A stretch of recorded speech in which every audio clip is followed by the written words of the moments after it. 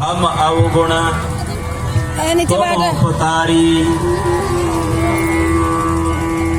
तुम मखतूल सफेद सफियल हम बपुरे जस कीरा। सत्संगत मिल रही है माधव जैसे मधुप मखीरा। जाति ओछा पाती ओछा ओछा कसब हमारा। राजा राम की सेवा न कीनी कहे रविदास चमारा। जपो जी सतनाम। जगत गुरु सतगुरु रविदास जी महाराज को बंदगी करता हूँ। सतगुरु स्वामी ज्ञान भिक्षुक जी महाराज को बंदगी करता हूँ। सतगुरु स्वामी समनदास जी महाराज को बंदगी करता हूँ। विश्व रत्न बाबा साहेब डॉक्टर भीमराव अंबेडकर को नमन करता हूँ। आज के इस कार्यक्रम में चरण धूलि से नगरी को पवित्र करने के लिए पहुंचे तमाम संतों को बंदगी करता हूं। कार्यक्रम की आयोजक कमेटी, कार्यक्रम का जो दूर दूर तक प्रसारण करने वाले मीडिया बंधु है और साज के अपनी विद्या के अपने हुनर के माध्यम से कार्यक्रम को सजा रही साजिद महोदय, कार्यक्रम में उपस्थित बुजुर्ग युवा साथी, मेरी बहनें, आप सभी को भी अभिवादन करता हूं। मेरा अभिवादन स्वीकार कीजिए। सतनाम जी। आज का यह भव्य कार्यक्रम गंगोह नगरी में फरमाया जा रहा है और इस भव्य कार्यक्रम के लिए पूरे गंगोह वासियों को और आयोजक कमेटी को बहुत बहुत बधाई, बहुत बहुत शुभकामनाएं।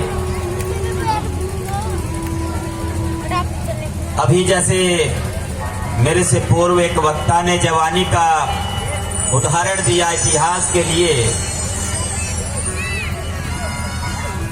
लिखने के लिए आवश्यकता है शिक्षा की।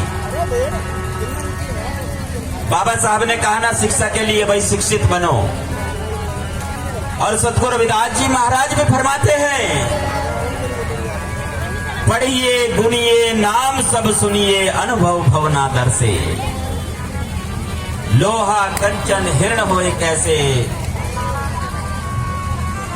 जो पारस ही न पर से। बंधुओं, शिक्षा के 3 चरण होते हैं। एक होता है शिक्षण, एक होता है प्रशिक्षण और एक होता है परीक्षण। यदि हम तीनों को सही हिसाब से सही अनुपात में लेकर चलेंगे तो कामयाबी मिलती है। और शिक्षा के साथ साथ संस्कार की भी आवश्यकता होती है। संस्कार के बिना शिक्षा का कोई औचित्य नहीं है, कोई मूल्य नहीं है।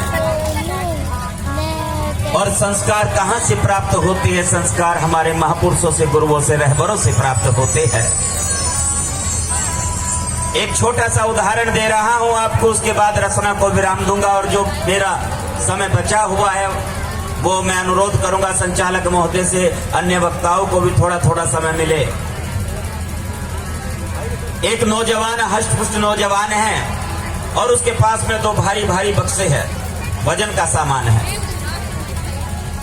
वो गंगोह बस अड्डे पर उतरा और उसको कहीं जाना है, बेचारे को नकुड़ जाना है। उसने किसी घोड़ा तांगे वाले से पूछ लिया, भैया नकुड़ जाने का कितना पैसा लोगे? उसने कहा 20 रुपया।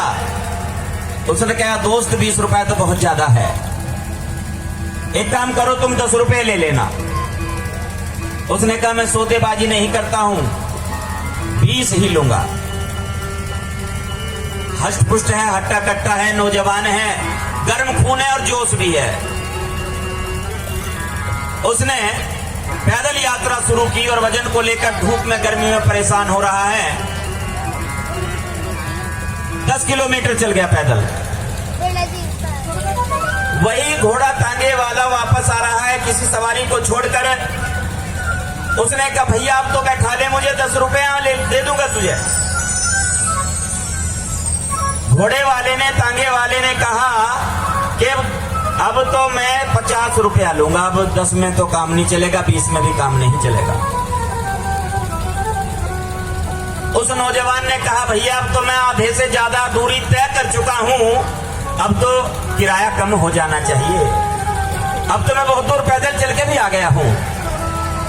तांगे वाले ने कहा बंधु आप पैदल तो चले हो परंतु विपरीत दिशा में चले हो। आप पैदल आप चले हो परंतु विपरीत दिशा में पैदल चले हो। शिक्षण, प्रशिक्षण और परीक्षण आवश्यकता गुरु की होती है, एक मार्गदर्शक की आवश्यकता होती है। और जब मार्गदर्शक के सानिध्य में काम करेंगे ना, वो दूरी जो ज्यादा है वो दूरी कम हो जाएगी बंधुओं। इसलिए भाई युवा जो है हमारे